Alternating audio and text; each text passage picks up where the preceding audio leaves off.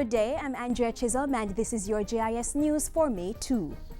Parliament has amended the Telecoms Act, paving the way for potential decline in telecoms rates. Technology Minister Philip Paulwell, who tabled the bill in Parliament, says it gives the Office of Utilities Regulation the power to set interim rates for wholesale and retail services where there is a marked difference in rates. The amended act is also designed to help prevent a return to a monopoly system in the sector.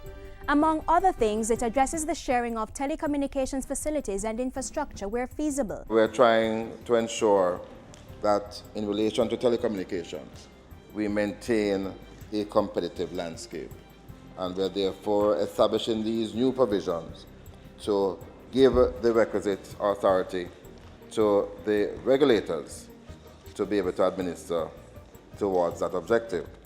Minister Paulwell says the next important step is to address the issue of number portability, allowing consumers to transfer their phone numbers when they change service providers.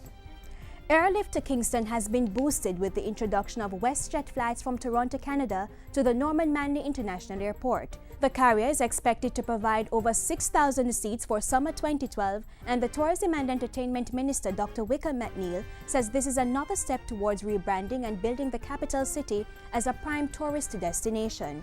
He was speaking on Monday as WestJet's inaugural flight to the capital landed at the NMIA with 136 passengers aboard. One of the very encouraging signs about this flight is the fact that on board the plane are travel agents as well, who will be doing a familiarization trip and looking at Kingston, Port Antonio and Ocho Rios and what possibilities exist in opening up those markets. The 2012 Atlantic hurricane season is projected to be less active than in recent years, but there is no room for complacency. That message was reinforced earlier this week as the Office of Disaster Preparedness and Emergency Management (ODPEM) launched Hurricane Preparedness Month. The Atlantic hurricane season runs from June 1 to November 30, and the 2012 season is projected to see 10 named storms, 4 of them hurricanes and 2 of those intense hurricanes of Category 3 or higher. ODPEM's Director General Ronald Jackson points out that just the heavy and constant rainfalls associated with the period can cause tremendous damage. One of the things we still want our public to remember and to recognize that to be truly prepared, we're really talking about prevention, we're really talking about resilience building. The Ministry of Youth and Culture will be focused on achieving greater coordination of the protection and welfare services for children as it celebrates Child Month in May. Portfolio Minister Lisa Hanna says attention will also be given to having more at-risk children integrated into families. To support this, work is already underway to increase monitoring of the status of children and increase measures to prevent abuse and other adverse situations affecting children. There are also plans to build a more comprehensive database of information related to at-risk children, which would track and measure the outcomes of interventions. In the meantime, Minister Hanna says while the government accepts its responsibility for taking the lead role, protecting Jamaica's children requires united and coordinated effort on the part of everyone. The Jamaica 50 Secretariat is warning that it is not averse to taking legal action against persons who illegally use the Jamaica 50 anniversary logo.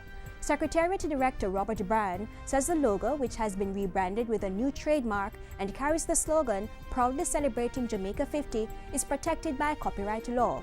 He says the Secretariat will be putting measures in place to protect those trademark rights. Because if we don't, then we will be unable to convert the commercial value.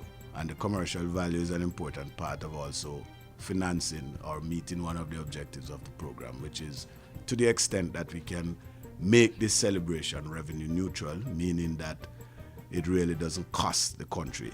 Mr. Brand was speaking at a recent JIS think tank session.